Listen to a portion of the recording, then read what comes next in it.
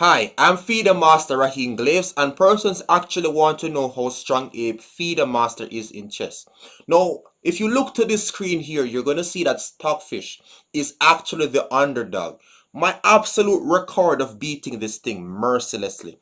Persons on chess.com cheat often for some reasons I would never know why. Like, how do you get better in chess by cheating? Anyways, I have this kill list.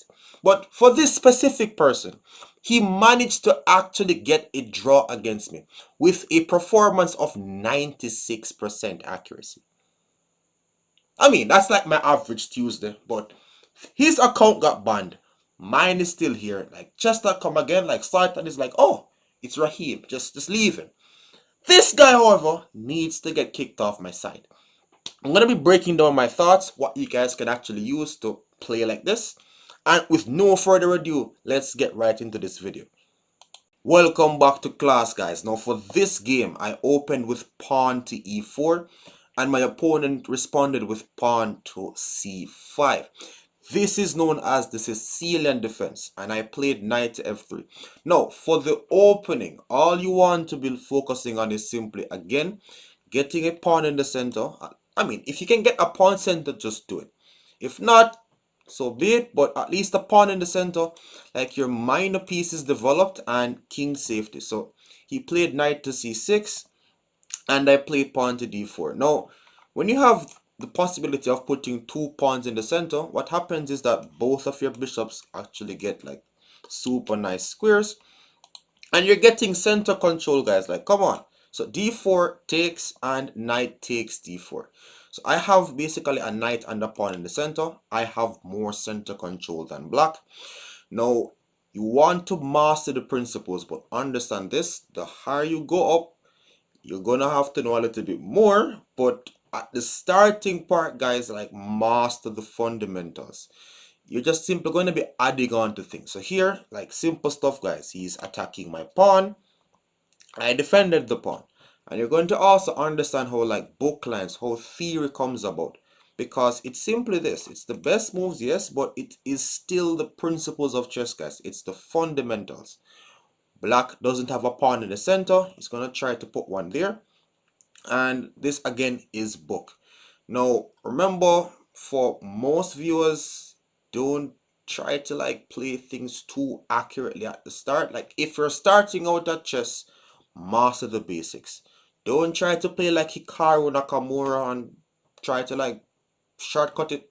Just focus on the good chess, and then like long term you just start to like fold into like something better. So here he played e5.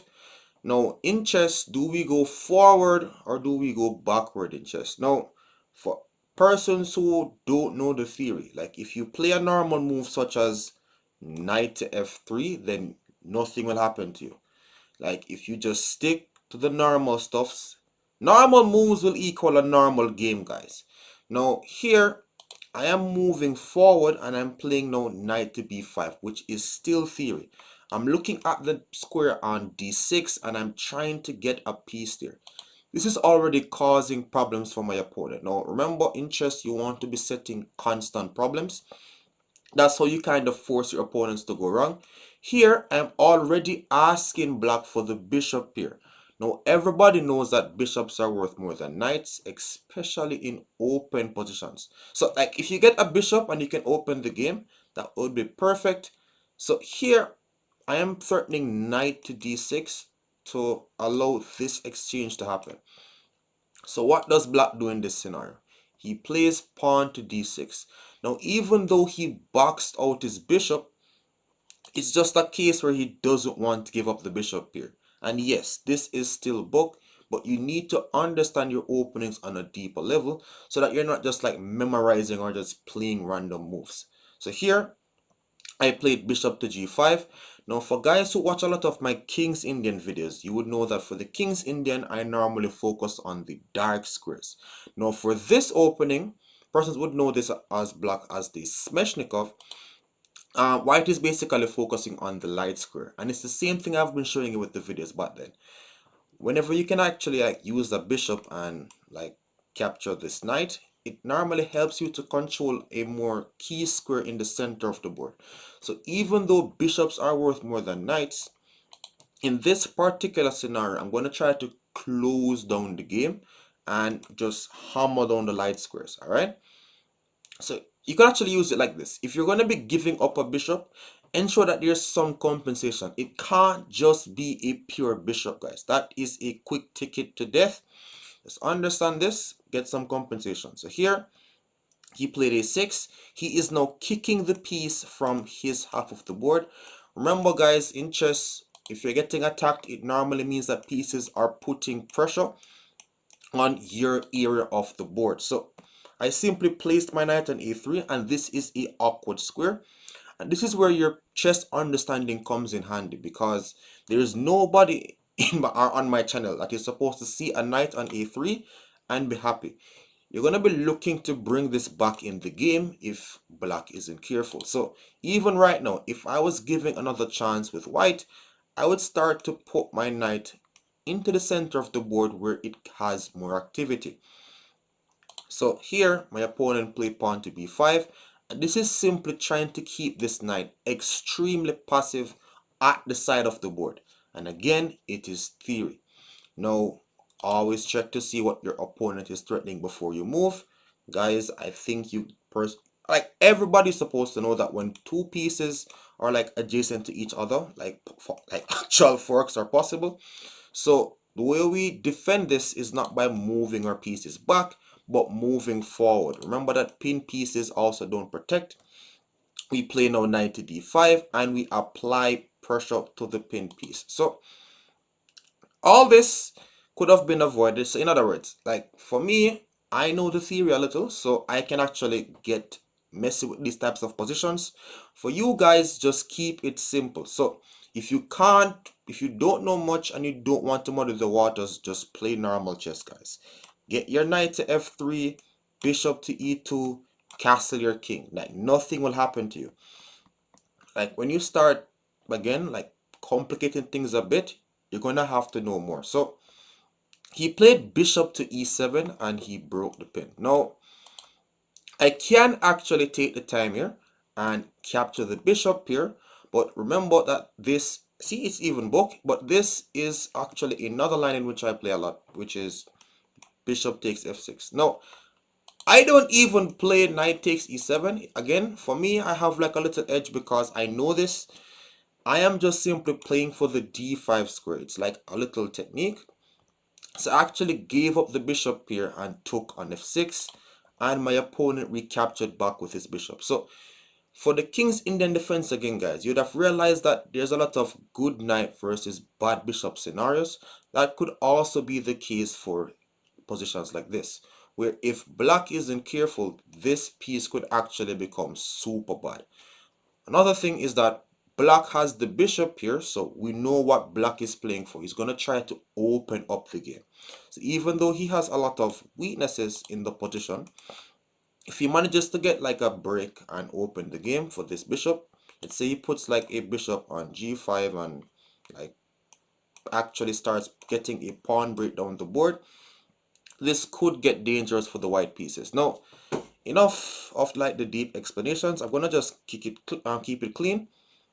You guys could even try to understand or see why each moves are getting played. Now, here, pawn to c3 is a multi-purpose move. Now, remember the fact that I told you that this knight on a3 is out of the game. This is simply to bring the knight back into play.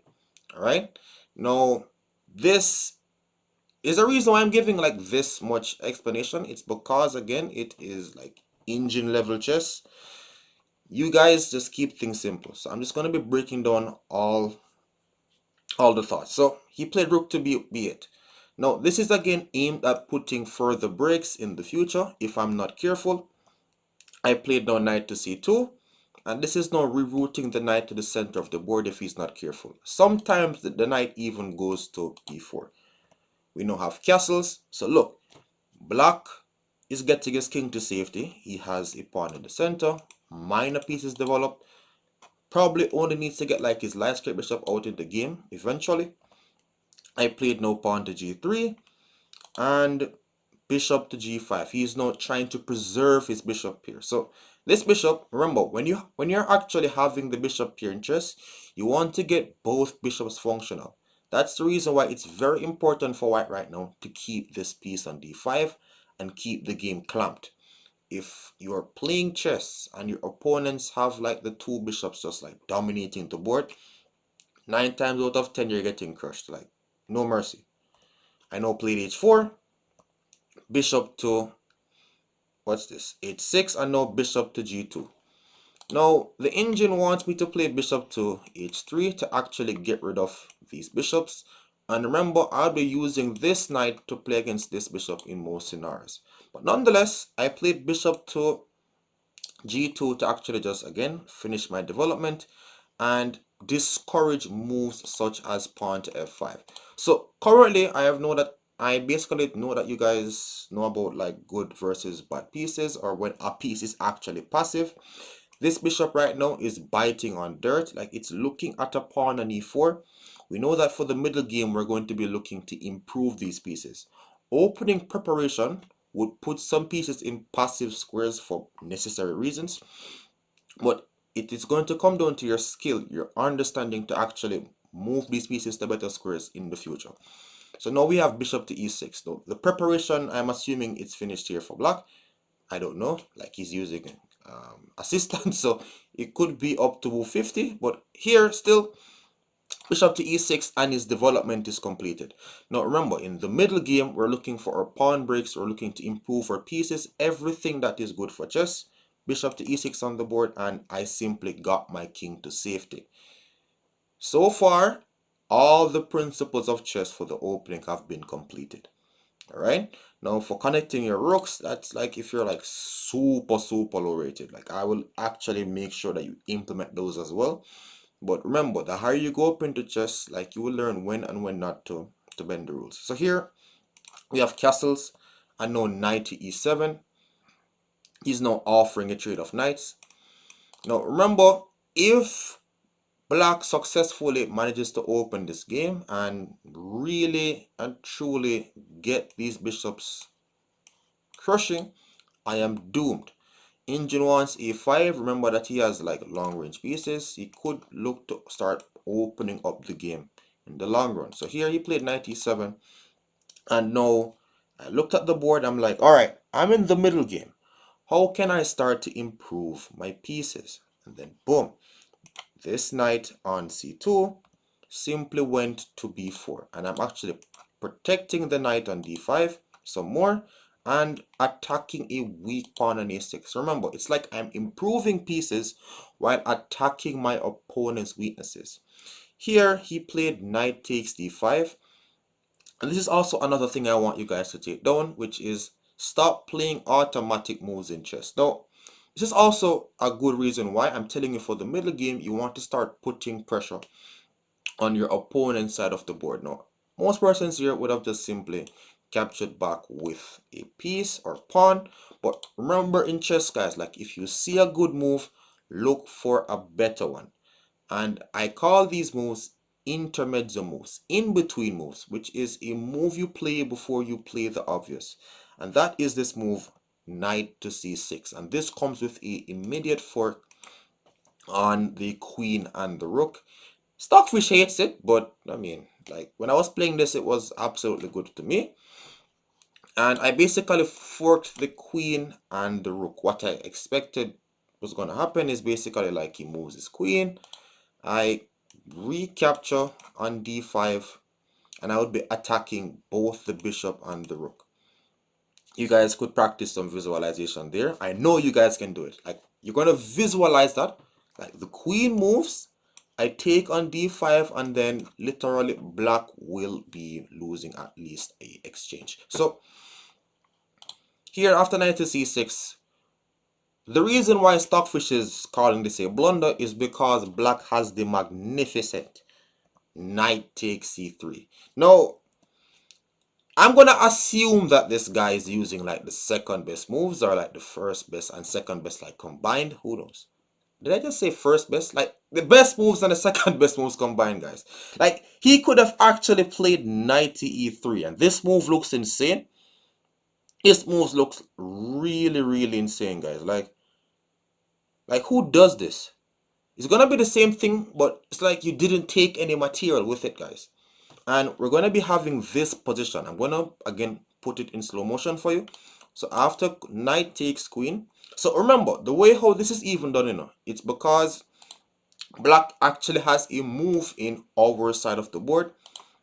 Knight to e3 is a counter strike. Like when somebody attacks you in chess, you can't be like, oh my god, I'm going to play chicken chess and run away. No, like counter attack. So like knight e3 takes, and look, more Pac-Man mode. Knight takes e6, knight takes b2, knight takes f8, and king takes f8. And look, I have rooks, so even though black is down in exchange, I can't play a4 and activate my rook along the h file, like the a file. So this is really tricky.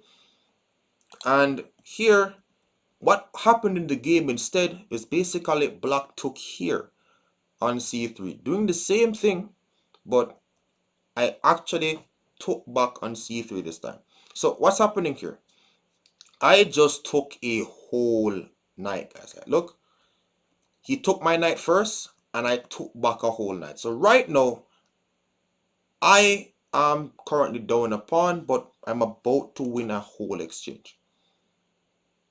He moved his queen and takes. Now here, he's attacking the weakness on c3, but I know that I have rooks.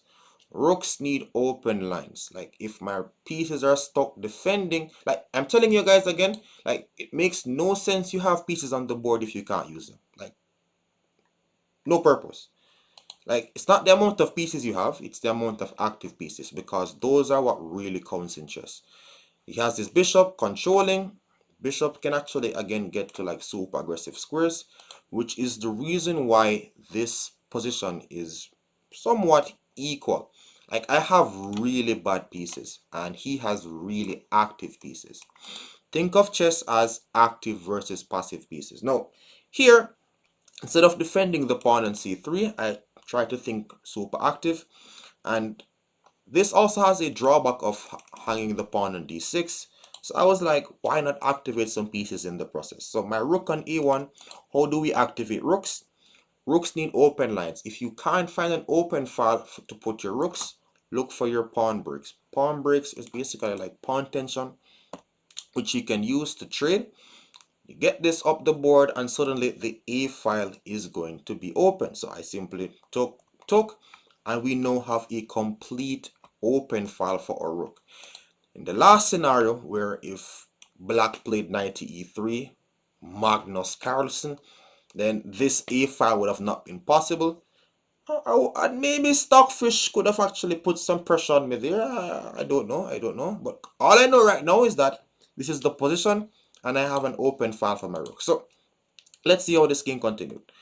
I played rook to a6. Now, remember, all I do for chess, guys, remember, like the simplest things, it's one of the easiest things to learn, which is the mindset. In the middle game, you look for moves in your opponent's half. Like if you catch the base, like later on in your career, it's gonna be super easy to just like improve. Like really easy once you get the mindset kicking. Because all you're doing, guys, is just like adding things to it. Activity is the law of chess. So I played rook a6, another move in which Stockfish hates, but I mean, it is what it is, guys. But I'm putting pressure on the d6 pawn. And he immediately played bishop to c4, counter-attacking my rook on on f1. I then moved my rook. Engine wanted to sacrifice back the material, but I was not again interested in this. But look, it's like the rook doesn't really have much to do, guys. So it is what it is. We now have bishop back to f8. And this is where I was a little bit confident of the chess position. Again, at the time, I didn't know that this guy was cheating, but I was like, hey, this guy is pulling back pieces against me. Like, this bishop was so active here, and then he gave it like a babysitting duty to actually look at that pawn on d6. So again, I started to look how I could infiltrate more in the position. I'm like, my rook is on a6. I needed more active. So I played like queen to a2 to really start sinking that rook deeper into the black's position. So he played q to c8. Again, I did not know that this guy was cheating. I thought that this was it, guys. I'm like, all right, I'm going to collect some new rating points. Got the rook to a7. Stockfish is like, this is still not the best move. But I don't really focus on trying to play like Stockfish too much. I just want to know that my pieces are on good squares, and it's going to be very hard for black to capitalize on this. So here he played bishop back to e6, guys. So look at this. This is like if in like normal scenarios, when you see your opponents like start backtracking, like they're not really putting pressure on you, like 1, 2, 3 pieces started to go back, like you know that you have them, guys. And remember, all I'm doing in chess is looking at all my pieces, and I'm like, all right, you are good, you are good. Like, which piece is terrible, right? And I'm swinging in the pieces, guys. Like, Stockfish is again saying that, Raheem, there is better. You could have played like q to a5. Like, for me, I'm human, guys. Like, I'm just swinging pieces. I'm like, all right, you do something. All right, that over there, get active a little bit. Even this bishop right now, I'm like, all right, you're looking at a pawn. You need to get into the game as well. Like, everything is going to become it's going to be like a matter of time, guys. So here he plays q to c4, and I play rook to b4. Look, a piece trespassed into my territory. Remember, if all his pieces are passive, I can't get attacked. Rook to b4, and he went q to c6, rook to a6. I'm just harassing the queen. I'm trying to again find like a way to break through. Somewhere here, I'm like, why can't I actually see a way to break through? So I'm like, all right, maybe a pawn break in the future, like pawn to h5 would have come in handy. It's a rapid game. It's not like tournament games where you have that much time to think. So I have to put the pressure on my opponent, let him burn his time a bit, and then start to come up with better moves. So here I finally brought my other piece into the game, which is this bishop coming to f1. And again, Stockfish is like, Raheem, play rook to a5. And again, to humans, this is really hard to defend. Bishop to f1 is indeed putting pressure on that b5 pawn. And it's not really obvious how black is going to defend it without like getting more pieces off the board. So unfortunately for me, black has this brilliant move, pawn to d5. And this is where, again, like Stockfish chess is just, it's a lot, guys. Like, it's just really concrete, and it gets the bishop back active. So after rook takes b5, rook takes b5, bishop takes b5, he simply took on e4, and the bishops might get a little bit aggressive in the future. So maybe like some king to g7, bishop c5, and actually try to play on the dark squares, or simply just getting like his queen to c5, and so forth with like pushing ideas like e3. Just understand that he could actually get some activity along the way. So let's see, like king g7, bishop here, move his queen up and over, or simply like getting his queen to c5. So here I played rook to c6. In the game, I was more afraid of like q to c5, but nonetheless, here I actually really could not find a move to play. All I know that is my opponent time is a little bit low. I'm trying to like make some moves to actually force like some crucial decisions from him. That's something more advanced, where like if you can't find a way to crash through, just keep the pressure. So I play rook to c6, q to d8, and I just went back. I'm like really trying to find a way to crash through. I don't want to commit with pawn to h5. I don't know if I'm supposed to push my pass, but I don't know. I'm just like holding it, and I'm like, all right, when this time gets extremely low, I'm going to be putting the hammer or the nail on the hammer, or the hammer on the nail, like who knows. Rook to a6, and the guy went q to d2, guys. And here I'm like, I started panicking. I'm like, all right, why is a queen in my half of the board? Like, this is how we get attacked, guys. And we're seeing where, like, e3 is coming in. Everything is piling up. So I just sacrificed. Rook takes e6, and this is the counterplay. After pawn takes. Now, yeah, I realized that it was like somewhere drawn like here. Like, once I realized that, like, where am I breaking through, guys? Like, where? So I simply just like took on e6 and got my queen to a6, really looking to like make some counter strikes on the enemy king. Like, it's sad, but you have to be practical sometimes. And after q to d6, I simply took, and you know what's the purpose of the endgame, guys. Like, if you're in the endgame and you're not bringing in your king, you don't understand the endgame principles. So I simply got this involved, and in a matter of moves, this game was a draw. So, like here, let's just have it down for you guys, and boom. Draw happened, and Stockfish somewhat survived. Now, this is crazy, but at the same time, thanks again for watching, guys, and subscribe for more videos like this. See you again another time.